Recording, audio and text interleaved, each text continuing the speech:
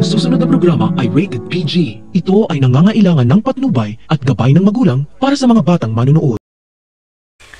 Ang buong akala ni Lola Aurea totoong magbabago na ang apo niyang si Juana, kaya binigyan niya ng posisyon si Juana sa kumpanya para mapatunayan ang sarili niya.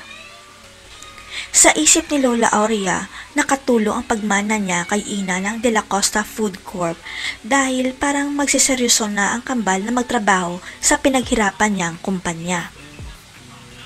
Ang kinakabahala ngayon ni Lola Aurea na babagsak ang kumpanya dahil sa ginawang problema ni Juana at ang naisip na paraan ni Ina na gumawa sila ng campaign para sa Aureas.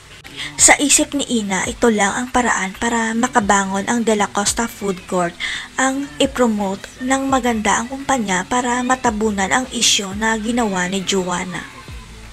Dahil hindi magpapatalo si Juana kay Ina, nagpresenta siya kay Lola Aurea na siya mismo ang gagawa ng promotional ideas para sa kumpanya na ikinagulat ni Lola Aurea. Para mapatunayan na totoong seryoso na ang kambal sa trabaho nila, inatasan niya si Ina at ang kambal na gumawa sila ng kanya-kanyang presentation para sa kumpanya. Ang hindi alam ng lahat, walang laman ang utak ni Juana tungkol sa kung paano niya ipropromote ang restaurant kaya napilitan siyang videoan ang presentation ni Ina.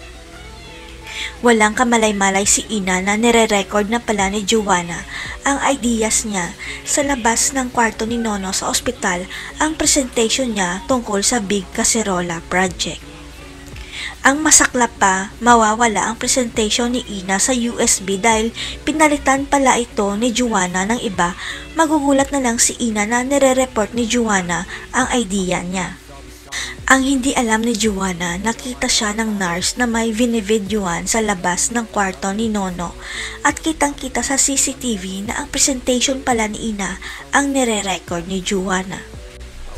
Papatalsikin kaya ni Lola Aurea si Juana dahil magnanakaw ito ng idea. Magsusumbong kaya si Juan kay Ina na ninakaw ni Juana ang presentation niya. Abangan.